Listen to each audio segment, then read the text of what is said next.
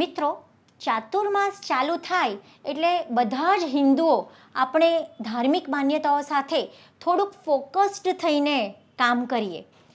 ઘણા બધા પેશન્ટો મારા કહે છે કે બેન હવે ચિંતા ન કરો, હવે તો શ્રાવણ ચાલુ થશે એટલે અમારું વજન ઘટી જ જવાનું છે. જૈનો હોય છે તો તરત જ કહે છે કે બેન હવે તો પર્યુષણ આવશે એટલે ક્યાં કંઈ ખવાશે પીવાશે એટલે આમનામ વજન ઘટી જશે. પરંતુ તમે એક વખત તમારી જાતને પ્રશ્ન પૂછજો કે અત્યાર સુધીમાં કેટલાય શ્રાવણ મહિનાઓ આવ્યા અને કેટલાય પર્યુષણ આવ્યા. આપણે ઘણીવાર ભયંકર ઉપવાસો કર્યા છે, પરંતુ એના પછી આપણા શરીરની શું સ્થિતિ થાય છે? ગયા વર્ષે આપણું જે વજન ઘટ્યું હતું એ એટલું મેન્ટેન રહ્યું હતું કે શ્રાવણ પત્યો એટલે એનાથી ડબલ વધી ગયું હતું? તો મિત્રો, આજનો મારો વિડીયો હું એના માટે જ બનાવું છું કે તમે કોઈ પણ પ્રકારના ઉપવાસ કરો છો, એકટાણા કરો છો તો એના ઉપરથી તરત તમે નોર્મલ ડાયટ પર ન આવી જાઓ. એની એક મેથડ હોય, એને તમે ફોલો કરશો તો બીજા કોઈ પણ રોગો પણ નહીં થાય અને તમારું વજન સડનલી જેટલું ઘટ્યું છે એના કરતાં વધી પણ નહીં જાય. હું છું ડૉક્ટર દેવાંગી જોગલ, જોગી આયુર્વેદ હોસ્પિટલ, સુરતથી. મિત્રો, શ્રાવણ મહિનાના ઉપવાસ તો થોડાક એડજસ્ટેબલ હોય છે, કારણ કે આપણે ફરાળમાં એટલી બધી વાનગીઓ લઈએ છીએ કે જનરલી આપણે બહુ ભૂખ્યા નથી રહેવું પડતું. ધારો કે રાજગરાના લોટનો શીરો, રાજગરાના લોટના થેપલા, સામો અથવા તો મોરૈયો, સાબુદાણાના વડા, સાબુદાણાની ખીચડી, તો આવી તો એટલી બધી વેરાયટીઓ આપણે હિન્દુઓ ખાતા હોઈએ છીએ કે ઘણીવાર આપણા ઉપવાસ કહેવાના જ ઉપવાસ રહેતા હોય, પણ ઉપવાસમાં એટલી બધી નવી નવી વાનગીઓ આપણે આરોગતા હોઈએ છીએ કે કદાચ એ પછી એના લીધે પણ એ બધી જ વાનગીઓ શરીરમાં વાયુ વધારે છે અને એના લીધે ડાયજેસ્ટિવ ટ્રબલ થવાની શક્યતા વધી જાય છે. હમણાં તો મને એક ભાઈએ કીધું કે બેન હવે તો ફરાળી મંચુરિયન, ફરાળી ઢોકળા બધું જ અવેલેબલ છે. સો હિન્દુ ધર્મના જે પણ ઉપવાસો છે એ જનરલી બધી જ વસ્તુઓ એવી એમાં વાપરવામાં આવે છે કે જે શરીરમાં વાયુ વધારે, જેમ કે બટાકા, શક્કરિયા, સૂરણ વગેરે. તો મિત્રો, આ એક ઉપવાસ છે. એવી જ રીતે સામે જૈન ધર્મના ઉપવાસ ખૂબ અઘરા હોય છે.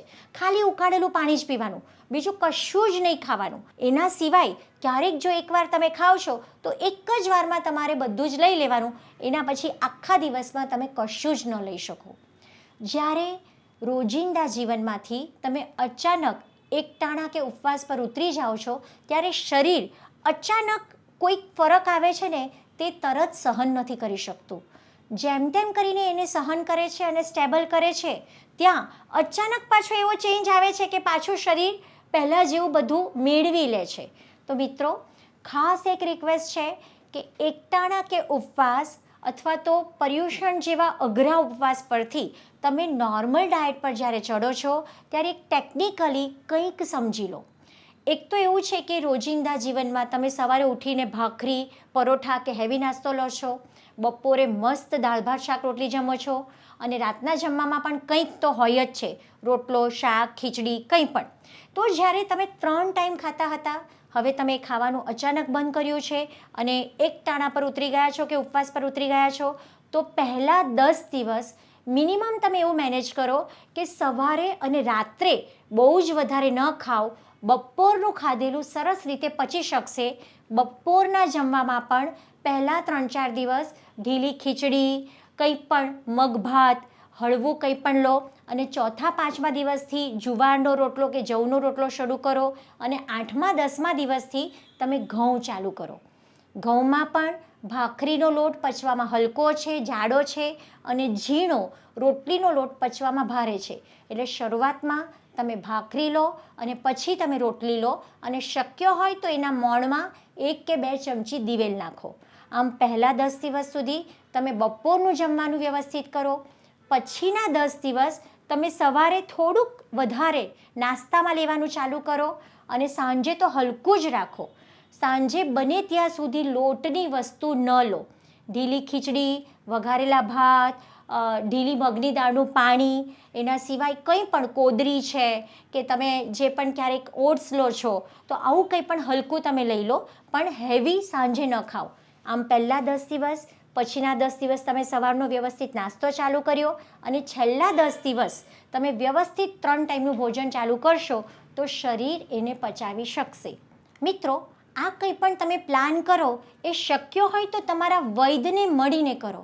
કારણ કે જ્યારે તમે લાંબા ઉપવાસ કરો છો, ઘણા લોકો 1-1 વર્ષના કરતા હોય છે, તો આવા બધા ઉપવાસમાં વૈદ્યકીય નિરીક્ષણમાં જો તમે ખાવાનું શરૂ કરો તો ધીમે ધીમે આંતરડું એ પચાવી શકશે. બીજું, ક્યારેક પણ હેવી ખાવ છો તો આયુર્વેદમાં મેં કીધું છે કે હિંગવાષ્ટક ચૂર્ણ હોય, શંખવટી હોય, જે ડાયજેશનને સારું કરે, તો એ દવાઓ સાથે લેવાનું રાખો. એના સિવાય હંમેશા એવું કહેવાયું છે કે ભોજન આગ્રે સદા પથ્યમ લવણ આદ્રક ભક્ષણમ. લવણ એટલે સિંધવ મીઠું અને આદુ. આદુની મીઠાવાળી કટકી જમ્યાના 1-8 કલાક પહેલાં જો લેવામાં આવે તો એ જઠરાગ્નિ પ્રદીપ્ત કરે છે અને પાચન તંત્રને ઉપયોગી બને છે. તો શક્ય હોય તો ઉપવાસ પછી જમવાનું શરૂ કરો ત્યારે અવશ્ય આદુની કટકી લઈને જમવાનું શરૂ કરો. આશા રાખું છું કે આ માહિતી તમને ઉપયોગી થશે. થોડુંક આ રીતે જો આગળ ચાલશો તો તરત જ ખાવાનું શરૂ કર્યા પછી વજન અચાનક વધશે પણ નહીં અને દોડીને પાચન તંત્રના ડિસ્ટર્બન્સના લીધે આયુર્વેદિક વૈદ્ય કે ડૉક્ટર પાસે જવું નહીં પડે. ધન્યવાદ.